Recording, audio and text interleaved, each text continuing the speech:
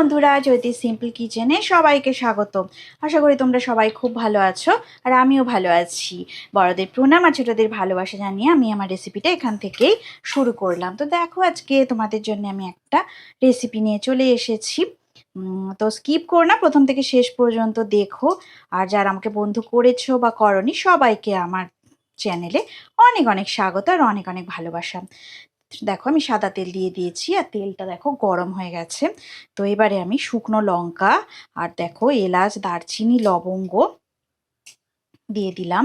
আর দেখো তেজপাতাও দিয়ে দিলাম। তো আমি হালকা করে দেখো নাড়াচাড়া করে এই যে মাছের যে মাথা আছে, দেখো একটা গোটা মাছের মাথা অর্ধেকটা আমি ভাজা করতে দিয়ে দেব। তো দেখো, নুন হলুদ কিছুই মাখানো ছিল না, তো আমি একটু সামান্য হলুদ গুঁড়ো দিয়ে দেব আর পরিমাণ মতো আমি নুন দিয়ে দেব। একদম অন্যরকম করে একটা রেসিপি বানাচ্ছি, তোমরা স্কিপ করো না, প্রথম থেকে শেষ পর্যন্ত দেখো। আশা করি তোমাদের ভালো লাগবে।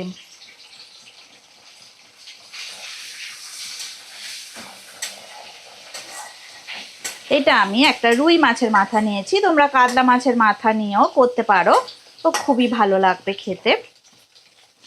আমি মিডিয়াম ফ্লেমে রেখে মাছের মাথাটা ভালো করে ভেজে নেব। মাছের মাথাটা এক সাইডে সরিয়ে রাখলাম। এবারে আমি টুকরো করে কাটা আলু দিয়ে দেব। এটা একটা ছোট সাইজের আলু আমি এইভাবে টুকরো করে কেটে নিয়েছি। আর একটা ছোট সাইজের পেঁয়াজ এইভাবে আমি চপিং করে নিয়েছি। তো আলু পেঁয়াজ দিয়ে দিলাম। তো মাছের মাথা সমেত সবকিছু ভালো করে ভাজা করে নেব। মিডিয়াম ফ্লেমে রেখেই রান্নাটা করছি। তো দেখো, আমি একটু হলুদ গুঁড়ো দিয়ে দিচ্ছি।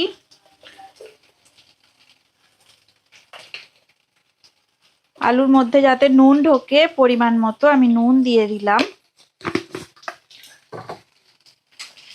এবার ভালো করে 5-7 মিনিট আমি সমস্ত কিছু ভাজা করে নেব।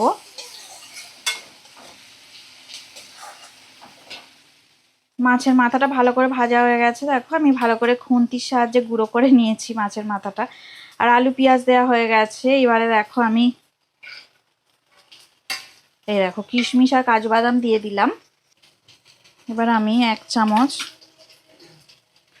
আদা রসুন বাটা দিয়ে দিলাম। তো দেখো, কাজু বাদাম কিশমিশ দিয়ে দিয়েছি আর আদা রসুন বাটা 1 চামচ দিয়ে দিয়েছি। আর হচ্ছে তোমার আলুটা মোটামুটি ভাজা ভাজা হয়ে গেছে। ভালো করে নাড়াচাড়া করে নিলাম। এবার 1 চামচ জিরে বাটা দিয়ে দিলাম আর একটু সামান্য দিলাম। তো ভালো করে দেখো আমি নাড়াচাড়া করে নিচ্ছি। ফ্লেমটাকে লো ফ্লেমে করে রেখে দিয়েছি।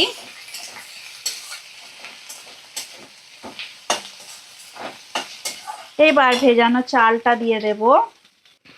আমি 3 কাপ গোবিন্দভোগ চাল আধ ঘন্টা ভিজিয়ে রেখে দিয়েছিলাম, তো সেটাই দিয়ে দিচ্ছি।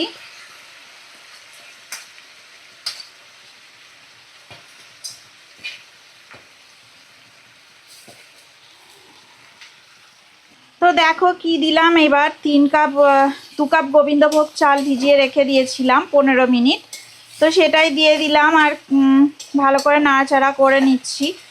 আর কিছুক্ষণ নাড়াচাড়া করে নিয়ে একটুখানি জল দিয়ে দেব। আমার আলু পেঁয়াজ সব ভাজা হয়ে গেছে। আর জল দিয়ে দেবো আর একটু জিরে বাটাও দিয়ে দিয়েছিলাম।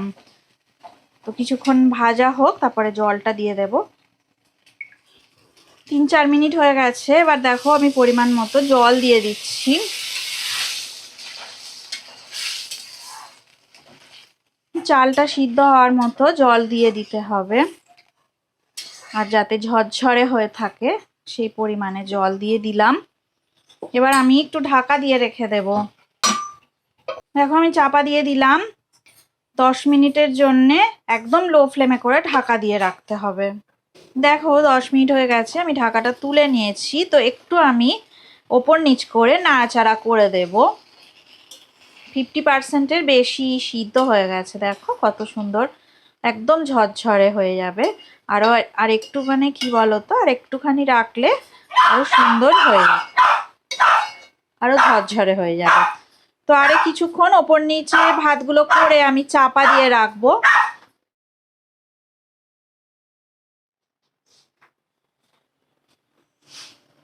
পাঁচ মিনিট হয়ে গেছে, আমি ঢাকাটা তুলে নিলাম।